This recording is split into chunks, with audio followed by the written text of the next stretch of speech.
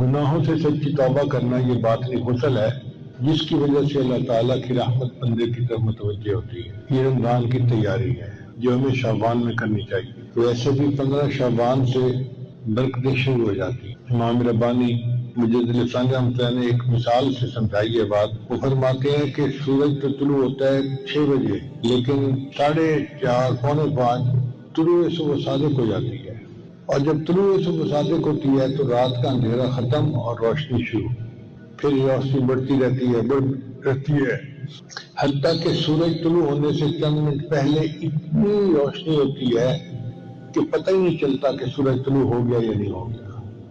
بعض اوقات تو گھڑی دیکھ کے پتہ کرنا پڑتا ہے کہ سورج طلوع ہوا یا نہیں، روشنی اتنی ہوتی ہے، اسفار اتنا ہوتا ہے، پھر سورج طلوع ہوتا ہے تو دن شروع ہو گیا۔ تو وہ فرماتے ہیں کہ رمضان مبارک کا جو دن ہے اس کی صبح صادق 15 شعبان کی رات کو ہوتی ہے۔ پھر 15 شعبان کے بعد ہر دن روشنی بڑھتی جاتی ہے، نور بڑھتا جاتا ہے حتیٰ کہ رمضان شروع ہونے سے 2 دن پہلے ایسے ہی برکتیں ہوتی ہیں جیسے رمضان کی برکتیں۔ 15 شعبان کی رات کو اللہ تعالیٰ آنے والے سال کا بجٹ بنواتے ہیں، کس بچے نے پیدا ہونا ہے، کس بندے نے فوت ہونا ہے، کس کو خوشی ملنی ہے، کس کو غم ملنا ہے، کس کو صحت، کس کو بیماری، اور یہ لسٹیں بدلتی رہتی ہیں، تبدیل ہوتی رہتی ہیں۔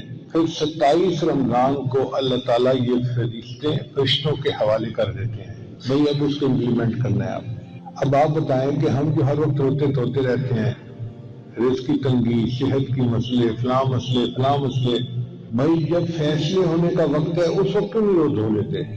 جب اللہ تعالیٰ فیصلہ فرما رہے ہیں اس وقت اگر رو لیں گے تو اللہ تعالیٰ فیصلہ تبدیل کر لیں گے۔ اب جب ایک دفعہ فیصلہ ہو گیا اور لسٹیں بن کے مل گئی فرشتوں کو، پھر ہم کہتے ہیں تقدیر بدلواؤ، تو بیوقوفی ہے نا ہماری۔